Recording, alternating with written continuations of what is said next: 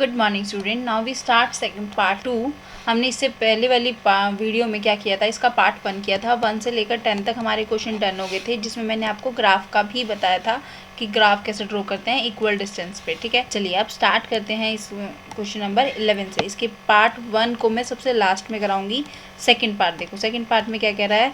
गौरव ने एक cricket bat को 600 रुपए में बेचकर, उसने टोटल कितने में, देखो 600 रुपए में बेचकर 20% का लाभ हुआ। जैसे कि आपने कोई सामान सेल कर दिया और आपने वो चीज खरीदी थी कितने, 80 रुपए में, और बेच दिया आपने 100 रुपए में, तो आपको कितने का फायदा हुआ, 20 रुपए का। यानी कि मैं 100 रुपए का एवरेज लेके चल रही हूँ तो 100% ही होता है, तो आपको कितने का फायदा हुआ, 20% का फायदा हुआ। अगर आपने कोई चीज 80 रुपए में खरीदी और 100 रुपए में उसे बेच दिया तो आपको कितने रुपए का फायदा हुआ, 20 रुपए, यानी कि 20% का आपको फायदा हुआ है। चलिए, उसने 600 में हमें सेल करा है। ठीक है, इतना हम ध्यान रखेंगे। बल्ले का क्रय मूल्य, क्रय मूल्य से यहाँ पे ये क्रय मूल्य है। क्रय मूल्य का मतलब क्या होता है, खरीदना, खरीदने का मूल्य, जो उसने जितने में उसने खरीदा होगा वो बताना है। ठीक है, चलिए माना, यहाँ से सॉल्यूशन स्टार्ट करते हैं। माना बल्ले का, बैट का क्रय मूल्य कितना है, x है। ठीक है, सबसे पहले मैंने x मान लिया। अब उसने अकॉर्डिंग टू क्वेश्चन चलेंगे बेटा। अब उसने x रुपए तो लगाया होगा। अगर मान लो एक पेन, ये मान लो बॉटल मैंने कोई खरीदी है। ठीक है, ये कोई बॉटल है, इस कैप को मैंने खरीदा है। ये बोतल जो भी बना लो तुम यार, ऐसे बना लो और बताओ। ठीक है, बॉटल मैंने खरीदी, x रुपए में खरीदी, इतना तो मैं उसे दूंगी प्लस मुझे 20% का फायदा हुआ किस पे, जो मैंने खरीदा था। ठीक है, और कितने में टोटल गया है वो 600 में। ठीक है, यही हमें बताया हुआ था। समझ में आया। मैंने क्या किया, मुझे नहीं पता वो आपने कितने रुपए में सामान खरीदा था। ठीक है, अब यहाँ से हमें क्या निकालना होगा, x की वैल्यू निकालनी होगी। x प्लस x ऑफ का मतलब क्या होता है, मल्टीप्लाई। जहां भी परसेंटेज होता है तो क्या अपोन में क्या लग जाता है, 100। ठीक है ना, इज इक्वल्स टू 600। अब हमें सिर्फ कैलकुलेशन करनी है। 0 से 0 कैंसिल हो जाएगा, ये 1 जा, और 10 किस पे जाएगा, 5 जा पे। x plus x upon 5 is equals to 600। अब हम x को मैंने कॉमन ले लिया, 1 plus 1 upon 5 is equals to 600, है ना। अब इसका क्या करेंगे बेटा, एलसीएम लेंगे। अपॉन में 1 लिखा, 1 के टेबल में 5 कहाँ पर आता है, 5 जा पे 1 प्लस करेंगे 1 और इज इक्वल्स टू 600। यहाँ से x की वैल्यू निकाल देंगे। 5 प्लस 1 यानी कि 6 अपॉन 5 इज इक्वल्स टू 600। अब मैंने आपको बताया कि जो कोई चीज मल्टीप्लाई में होती है वहां जाके किसकी हो जाती है, डिवाइड की। देखो x के साथ क्या हो रहा है, मल्टीप्लाई में, तो वहां जाके किसका हो जाएगा, डिवाइड का हो जाएगा। और 5 कैसे है, डिवाइड में है, तो वहां जाके किसका हो जाएगा, मल्टीप्लाई का, यानी कि 5। तो कितना आ गया, इसको इससे कैंसिल करोगे 100 और ये 500। कितने में खरीदा था उसने बैट, 500 में खरीदा था। ठीक है, एक आंसर तो हमारा ये हो गया। अब फिर सेकंड में पार्ट में कह रहा है, वीडियो को लाइक कर दोगे, सब्सक्राइब कर दोगे चैनल को, और आपको आपकी क्लास की एनसीईआरटी बुक्स की सारा मैथ्स का सोल्यूशन इसी वीडियो, मतलब इसी चैनल पे मिलेगा। ठीक है ना। यदि एक बल्ले को 10% की हानि से बेचता तो विक्रय मूल्य, यानी कि बेचने वाला, विक्रय मतलब होता है बेचना, बेचने वाला। ठीक है, बेचा जिसमें बेचा है। चलिए इसे स्टार्ट करते हैं। उसने यहाँ पे 10% की हानि के साथ कहा है, यानी कि सपोज करो उसे 10% की हानि हुई है ना। विक्रय बेचने वाला मूल्य, तो खरीदा तो किसमें था, 500 में, है ना। खरीदा किसमें था, 500 में खरीदा था। चलिए x यानी कि खरीदे, यहाँ पे क्या लगाएंगे, 500 अकॉर्डिंग टू क्वेश्चन। दोबारा से चलेंगे, खरीदा और कितने का लॉस हुआ है, तो माइनस करेंगे 500 का कितना हुआ है, 10%, है ना, 10% हुआ है। या विक्रय मूल्य यहाँ पे लिख देना, विक्रय मूल्य कितने में बेचा जब क्या हुई, हानि हुई। ठीक है, हानि 500 माइनस 500, और जब परसेंटेज हटाते हैं तो क्या लगाते हैं, नीचे डबल जीरो, ये जीरो लगा दी, 0 से 0 कैंसिल।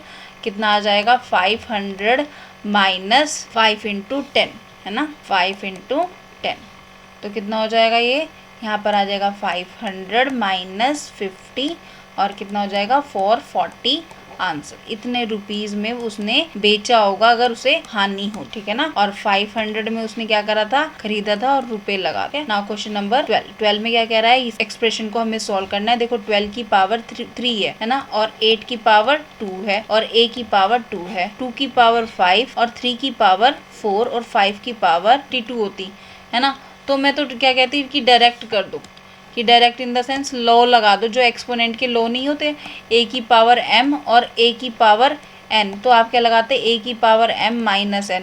तो यहाँ पे जैसे 12 की पावर 32 है और यहाँ 12 की पावर 5 है, तो आप क्या करते, माइनस कर देते, 32 माइनस 5 करते, और कितना आ जाता, 12 की पावर 27 आ जाता है ना।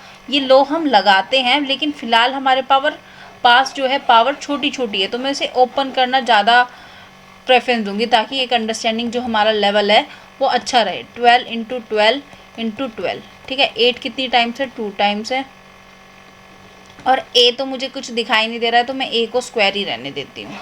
यहाँ पे क्या है, ए 2 कितनी बार है, 5 टाइम्स है ना, तो 5 टाइम्स मैं लिख देती हूँ, ये डन। 3 कितने टाइम्स है, 4 times, 4 times. 3 into 3 into 3 into 3। और 5 कितनी टाइम्स है, 2 टाइम्स है। सब विजिबल है बेटा ना, अच्छे से समझ में आ रहा है। जो भी आपकी प्रॉब्लम होगी आप मुझे कमेंट सेक्शन में बता दोगे, अगर मुझे रिक्वायर्ड लगेगा तो मैं आपके लाइव क्लास लेके आपकी डाउट्स को क्लियर कर दूंगी। अब चलिए इसे स्टार्ट करते हैं। 2 से कटिंग करोगे तो कितना आएगा, 4। फिर 2 से कटिंग करोगे फिर 2 आ जाएगा, फिर 2 से कटिंग करोगे तो 2 आ जाएगा। अब इसकी इससे करोगे तो कितना आएगा, 4। फिर इसकी इससे करोगे तो कितना आएगा, 2, ठीक है। अब ये 2 बच गया। अब देखो 3 के टेबल से ये जाएगा कितनी बारी में, 4 टाइम। फिर 3 के टेबल से कितनी जाएगा, 4 टाइम। फिर 3 के टेबल से कितनी टाइम जाएगा, 4 टाइम। अब क्या बचा है, 4 इंटू 4। देखो और कुछ तो कैंसिल नहीं हो रहा है, 5 का ऊपर मुझे कुछ नहीं मिल रहा है, 3 का और कुछ नहीं मिल रहा है ना। 4 और इंटू 2, और क्या बचा है, ए का स्क्वायर। अब नीचे क्या बचा है हमारे पास, 3 इंटू 2, 5 इंटू 5, तो कितना हो जाएगा, 75 है ना। और इसे भी मल्टीप्लाई कर दो, 64 मल्टीप्लाई 2 इंटू ए का स्क्वायर, तो कितना आ जाएगा, 128 इंटू ए का स्क्वायर अपॉन में 75 आंसर, ठीक है ना। यहाँ तक क्लियर है। अच्छा ये यहाँ पे थोड़ा सा छुप गया है, मैं इधर लिख देती हूँ इसे, है ना, इधर लिख देते हैं। हमारे पास क्या है, 128 ए का स्क्वायर अपॉन में 75 आंसर, ठीक है। ये हमारा आंसर हो जाएगा। अब स्टार्ट करते हैं B. Now question number B. Question number B में क्या कह रहा है, क्वेश्चन नंबर बी में कह रहा है हमें टी की पावर 0 दे रखी है और 2 की प्लस 2, टी की power 0 plus 2 whole power 3 into 3 की पावर 3 अपॉन में 1458। देखो 1458 या तो हम कटिंग करेंगे या मैं इसे फैक्टराइज भी कर सकती हूँ। 1458 को फैक्टराइज कर देते हैं। 2 से करो कितना आएगा, 7 जा, फिर 2 से करोगे 9 जा, फिर किससे जाएगा, 3 से चला जाएगा, है ना। 2 जा, 1 शिफ्ट हुआ, 4 जा, 3 जा, फिर 2 से जा रहा है हमारा, 3 से जा रहा है 8 सा और 1 जा। देखो डिवाइड करके देख लोगे, अगर नहीं आ रहा है तो 1458 को 2 से डिवाइड करो, 7 जा, फिर 5 के नीचे क्या जाएगा, 4 कि किस पे जाएगा, 2 पे, फिर क्या बचा 1, और 1 किस पे जाएगा, 18 पे, यानी कि 9। समझ में आया ये कैसे हुआ है, क्लियर है मेरी बात, कि हमने क्या किया, यहाँ पे डिवाइड किया है, ठीक है। इसे मैंने यहाँ पे डिवाइड किया है, 18 ही आ जाएगा, इसे डिवाइड करोगे तो यहाँ पे फिर से 18 जाएगा और ये क्रॉस हो जाएगा, ठीक है। फिर उसके बाद मैंने इस वाले नंबर को किससे किया है, 3 से डिवाइड किया है। 7 to 9 को 3 से डिवाइड किया, 2 जा, 6 जा, 1, फिर शिफ्ट हुआ 12, और ये 12 गया 4 पे, और ये 9 था, है ना, 9 यहाँ पर आ जाएगा। 9 किससे जाएगा, 9 जा पे जाएगा, फिर क्रॉस हो जाएगा तो यहाँ पे 3 आ जाएगा। समझ में आई। और 24 है, 24 है। अब 24 6 के टेबल, वो थोड़ी सॉरी 3 के टेबल में आता है 8 जा पे, है ना, 8 जा पे, और 1 एज इट। फिर 3 से करेंगे, फिर 8 के नीचे क्या जाएगा, 6 जाएगा, यानी कि 2 पे आता है, और 2 रिमेन बच जाएगा 7। फिर 3 से जाएगा, ये यहाँ से मैं रब कर देती हूँ उसे। अगर आपको फैक्टराइजेशन में प्रॉब्लम हो रही है, आई एम नॉट सेइंग कि आप ऐसे डिवाइड करके निकालो, डिवाइड करो एक हेल्प की तरह, लेकिन लिखने का वे यही रखो। उससे क्या होगा, क्योंकि आपको फैक्टराइज ज़रूर करना है, उसमें आपको कटिंग करना, डिवाइड करना, ये सब आपको सीखना ही है हर हाल में, तभी आपकी मैथ्स अच्छी होएगी। और 3 से जाओगे 1 जा, और ये तो यहाँ पे कितने हैं, 3 की पावर 3 और ये 3 की पावर 6।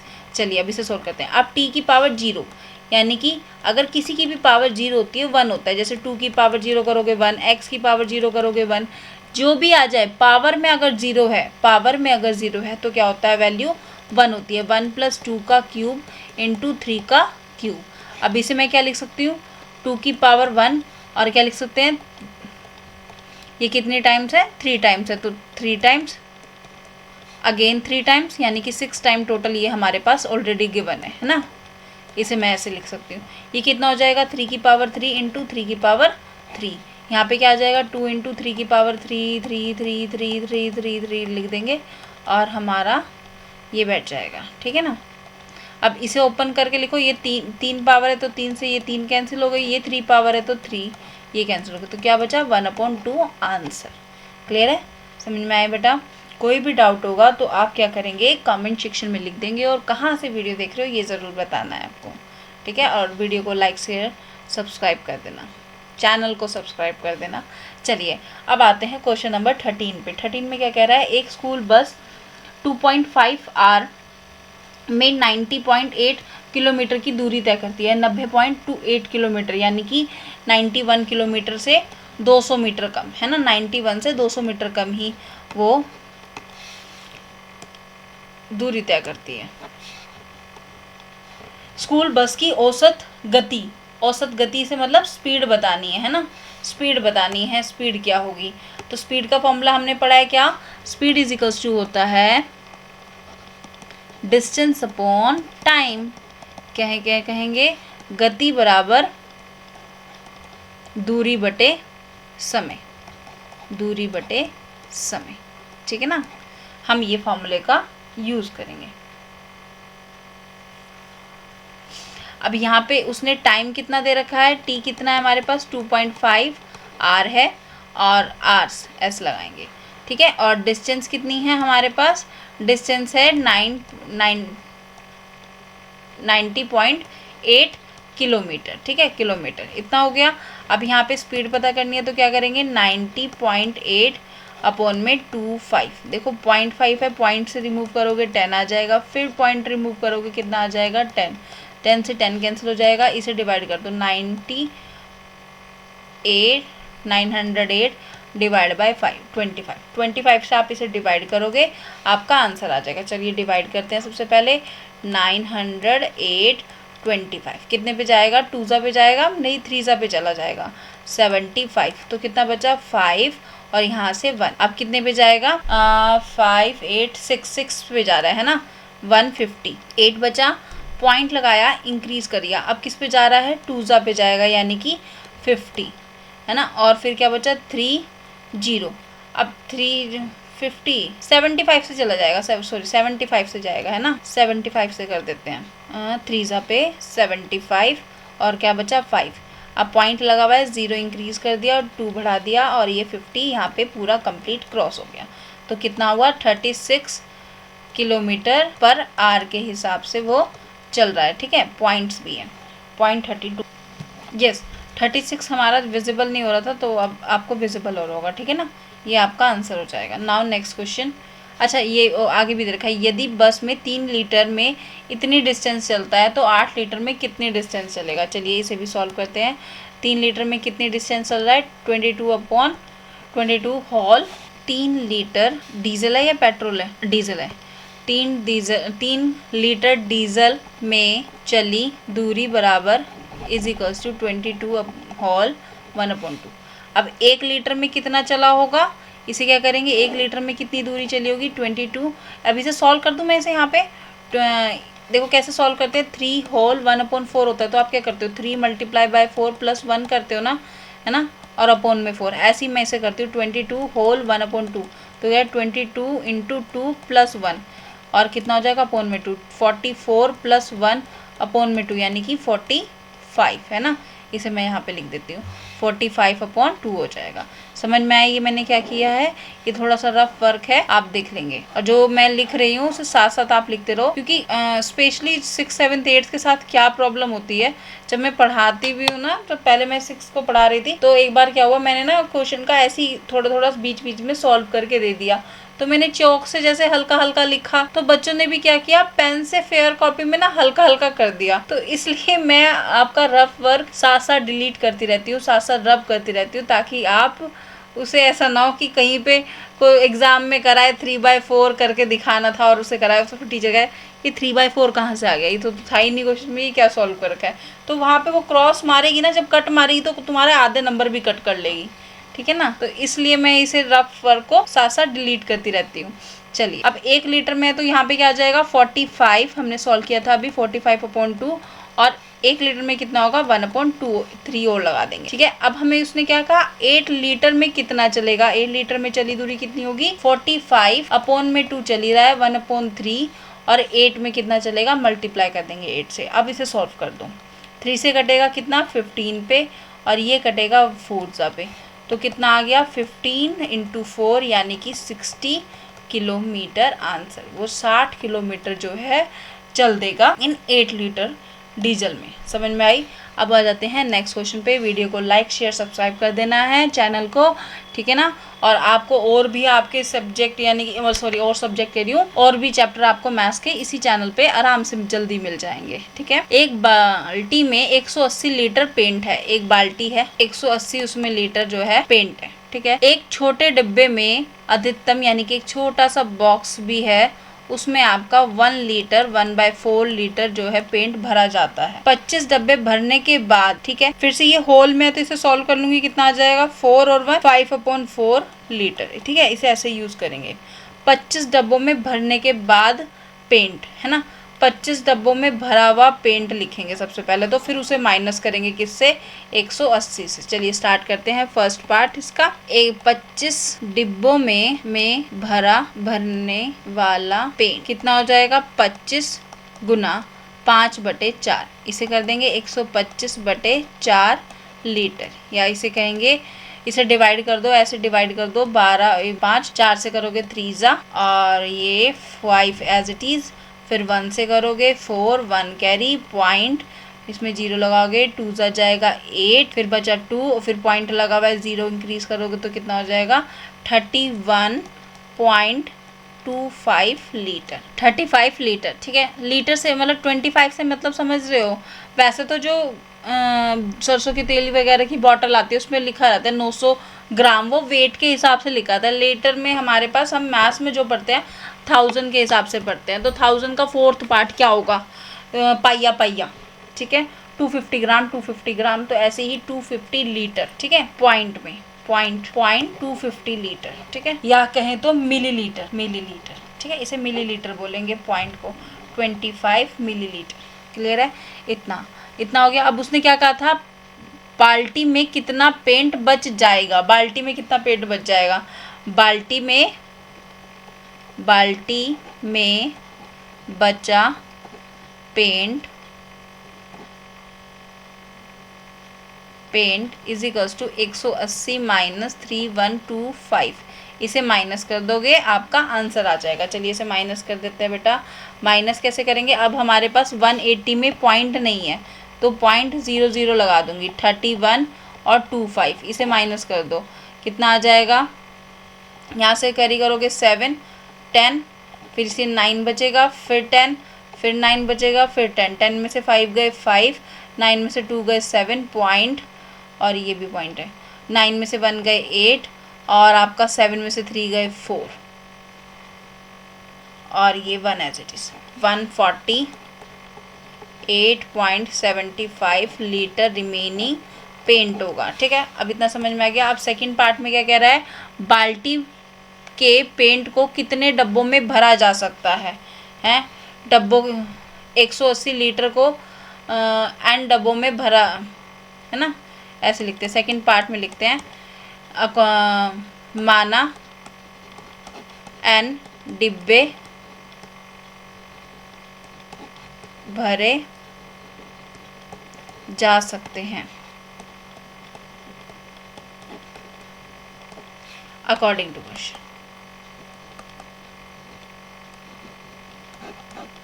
अकॉर्डिंग टू क्वेश्चन क्या कह रहा है, 180 है तो पूरा 180 लीटर, मान लिया एन डब्बे भरे गए और एक डब्बे में कितना भरा गया 5 वाइम। अब यहाँ से मुझे क्या निकालना है, एन की वैल्यू निकालनी है। देखो एक डब्बे में भरा, ठीक है, एन की वैल्यू निकालनी है। अब 4 डिवाइड में तो वहाँ जाके किसका हो जाएगा, मल्टीप्लाई का, और 5 हमारा डिवाइड में है तो किसका, मल्टीप्लाई में तो किसका हो जाएगा, डिवाइड का। एन की वैल्यू निकाल दो, इससे कटिंग करोगे तो कितना आएगा, 3 जा जाएगा, और ये 6 कितना 36 मल्टीप्लाई बाय 4 यानी कि 144 जो है डिब्बे जो है भरे जाएंगे।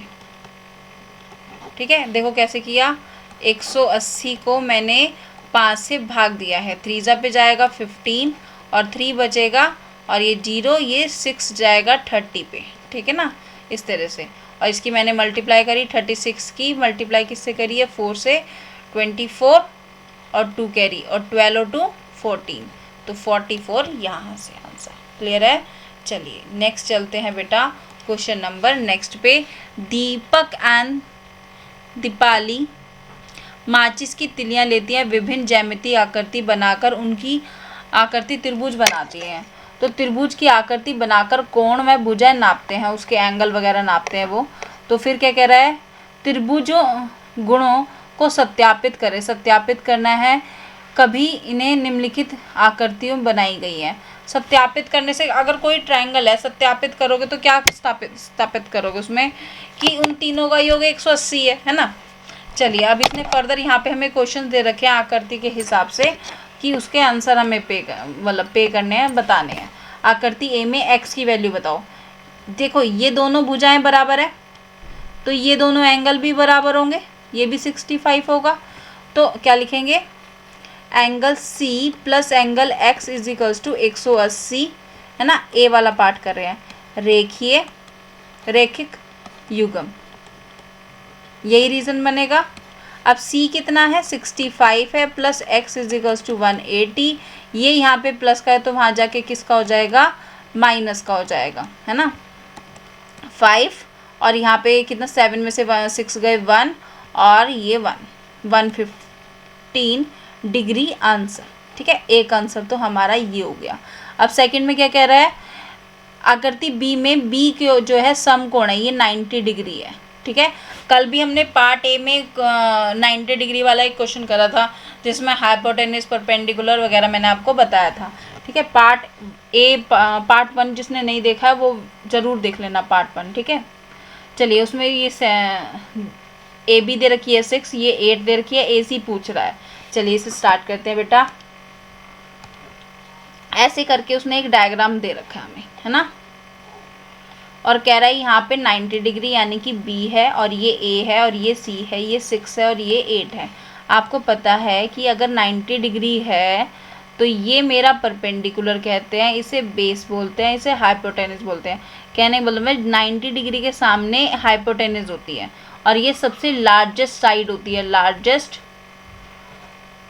Side of a triangle.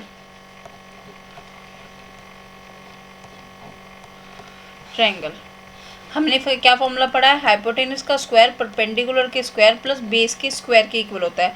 हमें हाइपोटेनस यहाँ पे निकालनी है, AC का स्क्वायर यानी कि क्या कहेंगे, हाइपोटेनस का square is equals to base का स्क्वायर या परपेंडिकुलर का स्क्वायर। देखो आगे पीछे को इससे फ़र्क होना पड़ रहा है तो प्लस ही, तो किसी को भी बेस मान लो, इसे मैंने बेस मान लिया और इसे मैंने परपेंडिकुलर मान लिया। बेस कितना है, 6 का स्क्वायर प्लस 8 का स्क्वायर कितना हो जाएगा, 36 प्लस 8 64, इन दोनों को ऐड करोगे 100, इसे क्या लिख सकते हो, 10 इंटू 10 यानी कि 10 का स्क्वायर। ये भी हाइपोटेनस का square, h is equals to क्या आ जाएगा 10, which equals to AC equals to 10 answer. अगर उसने सेंटीमीटर में दे रखा है तो सेंटीमीटर में लिखेंगे, मीटर में है तो मीटर में, सेंटीमीटर में दे रखा है, ठीक है ना। तो ये हमारा answer. Now question number third में क्या कह रहा है, आकृति सी में x प्लस वाई की वैल्यू बतानी है। अब यहाँ पे हमें क्या बतानी है, एक्स वाई की वैल्यू बतानी है। एक्स वाई की वैल्यू क्या करेंगे, एक तो y की और 110 दोनों रेखीय युग्म बन रहा है, और फिर यहाँ से हम इसका भी एंगल निकाल देंगे और फिर x की वैल्यू। चलिए स्टार्ट करते हैं क्वेश्चन नंबर सी। ये आकृति सी लिखा है, ठीक है, और ये कुछ नहीं है, ये प्रीवियस वाले क्वेश्चन का है। अब देखो y plus 110 is equals to 180 क्या बनेगा, रेखीय युग्म, ठीक है, लीनियर पेयर कहते हैं जिसे। ये यहाँ पे डिग्री लगा देंगे, y की वैल्यू निकालोगे कितना आ जाएगा, ये प्लस का है तो वहाँ जाके किसका हो जाएगा, माइनस का। 180 माइनस 110 इज इक्वल्स टू क्या आ जाएगा, 70। तो y जो आ गया हमारा कितना आ गया, 70 डिग्री। ठीक है, इसे मैं यहाँ पे z कह दूँ, है ना। अब लिखेंगे z plus 130 is equals to 180। ठीक है, 180 के इक्वल है। कैसे, ये भी क्या बनाते हैं, रेखीय, यानी कि एक रेखा पे बने हुए एंगल। ठीक है, ये क्या होता है, 180 डिग्री होता है, रेखीय युग्म, रेखीय युग्म। तो यहाँ पे z की वैल्यू क्या आ जाएगी, 180 minus 130 is equals to 50। z किसके इक्वल आ जाएगा, 50 के इक्वल आ जाएगा। यहाँ तक हो गया। अब आपके पास क्या आ गया, ये 50 आ गया, ये 70 आ गया। ठीक है, अब हमें पता है x plus 50 plus 70 equals to 180। ठीक है ना, क्योंकि एक ट्रायंगल के तीनों समों का, त्रिभुज के तीनों कोणों का योग, त्रिभुज के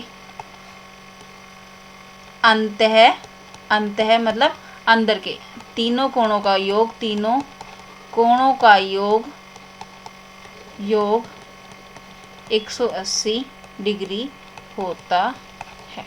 ठीक है, ये रीजन 180 डिग्री, ये भी डिग्री, ये भी डिग्री। अब यहाँ पे सॉल्व कर दो, कितना आ जाएगा, इतना इसे ऐड करोगे तो 120 इज इक्वल्स टू 180। ठीक है, इसे x सॉल्व करोगे कितना आ जाएगा, 180 माइनस 120 कितना आ जाएगा, 60। अब उसने हमसे क्या पूछा था, x प्लस y, 60 प्लस 70 कितना हो जाएगा, 130 डिग्री। ठीक है ना, 130 डिग्री, ये आपका आंसर। अच्छा, इसमें मैं एक चीज़, एक और रूल आपको बताऊंगी धीरे धीरे।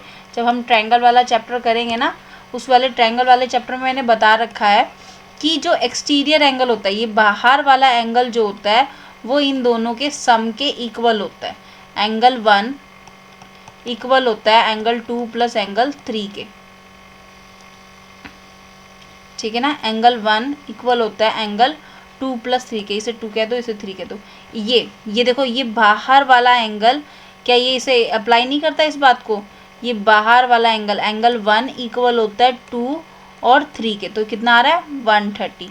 तो ये डायरेक्ट भी था, लेकिन हमें यहाँ पे कुछ तो सॉल्व करोगे ना आप, या तो रीजन दो, exterior angle equals to sum of 2 opposite interior angle, है ना, या तो फिर हम थोड़ा सा सॉल्व करेंगे। अगर 6 नंबर का क्वेश्चन है हमारे पास, 6-7 नंबर का कोई क्वेश्चन है, तो डेफिनेटली हमें इसे थोड़ा सा तो सॉल्व करके दिखाना पड़ेगा ना। ऐसे तो हमें फ्री में मार्क्स नहीं मिलेंगे एक लाइन लिखने के, exterior angle equals to sum of opposite interior angle. इसका यूज़ करते हो आप। ठीक है, अब नेक्स्ट क्लास में, 8th क्लास में इसका काफ़ी यूज़ करोगे। ठीक है, चलिए अब आ जाते हैं नेक्स्ट क्वेश्चन पे बेटा। नाउ नेक्स्ट क्वेश्चन स्टार्ट करते हैं। उसने क्या कह रहा है, एक त्रिभुज की 2 भुजाओं का माप 12 और 7 है। देखो अभी यहाँ पे ना आपको राइट एंगल ट्रायंगल पे ही फॉर्मूले मतलब क्वेश्चन देंगे। एक भुजा 12 है और 7 है, तो तीसरी भुजा की माप जो है, बीच की दूरी यानी कि ये वाला डिस्टेंस हमें निकालना है। ये 90 डिग्री है। आपने क्या पढ़ा है, हाइपोटेनस का स्क्वायर इज इक्वल्स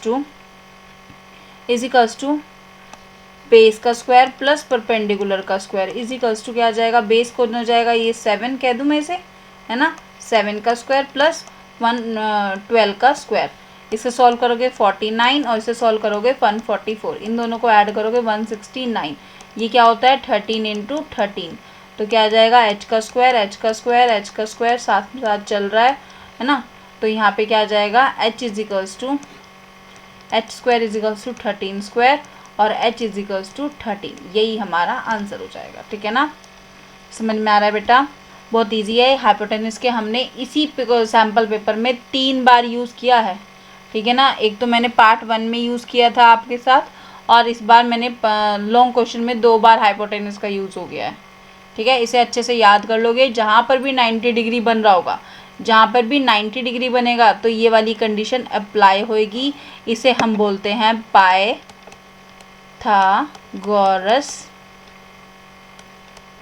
प्रमेय। ठीक है, थ्योरम भी बोलते हैं इंग्लिश में, पाइथागोरस थ्योरम। ठीक है, इसका काफ़ी यूज़ है, 3 बार यूज़ हो गया। सपोज करो कि मतलब इसने 6 से 7 नंबर तो दे दिए हैं तुम्हें। ठीक है, अगर ये भी लिख कर आते हो, हाइपोटेनस का square is equals to base और परपेंडिकुलर का स्क्वायर परपेंडिकुलर को हम एल्टीट्यूड भी बोलते हैं, ठीक है, ऊंचाई भी बोलते हैं, लंब भी बोलते हैं। चलिए, एक बॉक्स में 26 कार्ड हैं जिसमें से अंग्रेजी और ए से लेकर जेड तक लिखे हुए हैं। विमल ने खेल खेल में उसमें एक कार्ड निकाला। यदि निकाले गए कार्ड वोवल तो -5 देते हैं, अगर निकाले गए कार्ड कॉन्स्टेंट्स हो तो 3 अंक मिलते हैं। चलिए ठीक है, अब आपको पता है ना कि वोवल क्या होते हैं और कॉन्स्टेंट्स क्या होते हैं। वोवल्स की बात करते हैं हम यहाँ पर। वोवल्स कौन कौन से होते हैं? ए, आई, ओ, यू और ई, ठीक है, ये 5 वोवल है। अगर ये 5 वोवल आते हैं तो आपको कितने मार्क्स मिलेंगे? -5। अगर आपके पास आते हैं कांस्टेंट होते हैं, ठीक है, अगर आते हैं आपके पास कांस्टेंट तो क्या मिलेंगे आपको? +3 मिलेंगे, ठीक है। अब चलिए क्वेश्चन के फर्स्ट पार्ट पर आ जाते हैं। विमल ने पी और ओ वाले कार्ड निकाले तो उसे कितने अंक मिले? देखो फर्स्ट वाले पार्ट में पी पार्ट आया और ओ आया, तो पी पे तो मिले होंगे कितने? 3 मार्क्स, और क्यू पे मिले -5।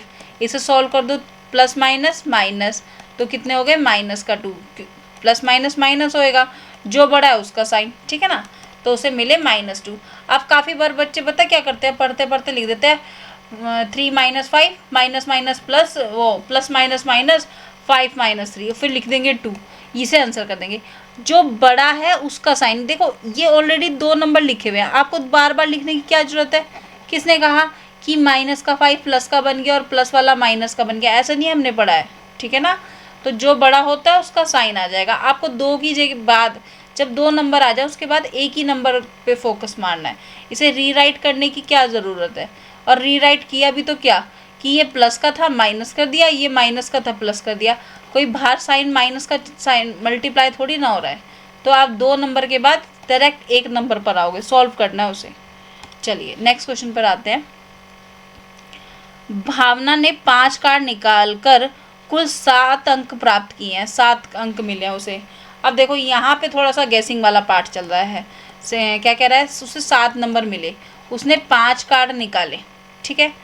कितने कार्ड निकाले हैं? 5 कार्ड निकाले। 1 कार्ड प्लस सेकंड कार्ड और थर्ड कार्ड, फोर्थ कार्ड और फिफ्थ कार्ड। इसने 5 कार्ड निकाले और उससे टोटल कितने मिले? 7 अंक मिले। देखो पहला उसने सपोज करो वोवल निकाल दिया तो -5 मिल गए। फिर उसने देखो प्लस का 7 है तो मुझे ये देख लो कि प्लस का 3 ज़्यादा रखने पड़ेंगे। 3 आया तो कितना बन रहा? -2। ये तो 7 चाहिए। फिर 3 करा, फिर इन दोनों को करोगे तो कितना बन रहा है? 1 बन रहा है। मुझे तो 7 चाहिए। फिर 3 नंबर और पॉजिटिव के चाहिए होंगे, तो अब कितना बन रहा है? 4 बन रहा है, पर मुझे तो 7 चाहिए। फिर यहाँ पे 3 करा, इन दोनों को ऐड करोगे कितना बन रहा है? 7। समझ में आई? तो उसने क्या किया, एक कार्ड तो कैसा निकाला होगा? 1 कार्ड, तो उसका 1 कार्ड कैसा था? 1 कार्ड था वोवल का, इसे क्या कहते हैं? स्वर बोलते हैं। और 4 कार्ड हमारे कैसे थे? कार्ड ऐसे 4 कार्ड कैसे थे? व्यंजन के थे, ठीक है ना। आंसर। चलिए नाउ नेक्स्ट क्वेश्चन में क्या कह रहा है? जन्मदिन पर मिले गिफ्ट पैक को खोलती है एक गत्ते की शीट को इस प्रकार गत्ते की शीट से मुड़ा कि ध्यान से देखिए ये आकृति है। देखो ऐसे कोई पेपर है मेरे पास, है ना। अगर मैं इसे फोल्ड कर दूं, इसे क्या कर दूं? फोल्ड कर दूं, तो क्या बन जाएगा? इसे मैंने फोल्ड कर दिया, ऊपर से भी फोल्ड हो गया, नीचे से भी फोल्ड हो गया, तो क्या बन गया? ये एक बेलन के आकार का बन गया। और उसने यहाँ पे आकृति का नाम पूछा था बेलन। आंसर, ठीक है। मतलब लास्ट वाले थोड़े इजी से ही हैं। नाउ नेक्स्ट क्वेश्चन में क्या कह रहा है? ये फिगर दे रखी है, डायग्राम दे रखा है, हमें इसका नाम बताना है। देखो जब भी ऐसे करके कुछ बनता है ना, ये यहाँ पे बनेगा, इसका ये बनेगा और फिर ये बनेगा, ये बनेगा, तो इसे पिरामिड बोलते हैं। इसे क्या बोलते हैं? पिरामिड बोलते हैं। तो ये हमारा अंदर का कैसा है? वर्ग में है, यानी कि स्क्वायर में है हमारे पास ये, तो इसे बोलेंगे वर्गाकार पिरामिड, ठीक है। इसे वर्गाकार पिरामिड बोलते हैं।